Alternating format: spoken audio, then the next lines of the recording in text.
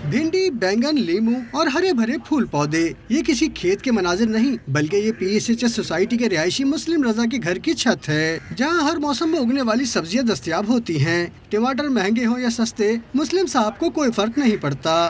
तकरीबन 10 साल से मैं ये काम कर रहा हूँ, रूफ टॉप गार्डनिंग की अवेयरनेस दे रहा हूँ, तो मैंने देखा कि काफ़ी लोग अब ये इस उसमें आ गए, शौक में आ गए या इस ज़रूरत में आ गए।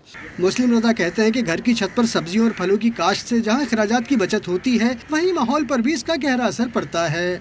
उन्होंने इंकशाफ किया कि हीट वेव की बड़ी वजह बुलंद इमारतों की तामीर है। देखिए, मैंने यहाँ पर तरबूज, खरबूजा,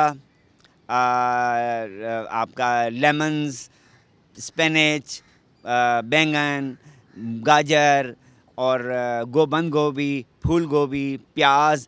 मुस्लिम रजा घर की छत पर लगाए गए पेड़ पौधों की बच्चों की तरह निगहदाश्त करते हैं और चाहते हैं कि दीगर शहरी भी इन सरगर्मियों में भरपूर हिस्सा लें ताकि शहर का माहौल बेहतर हो सके। कैमरामैन कासिम खान के साथ महराज अख्तर, डॉन न्यूज़, कराची।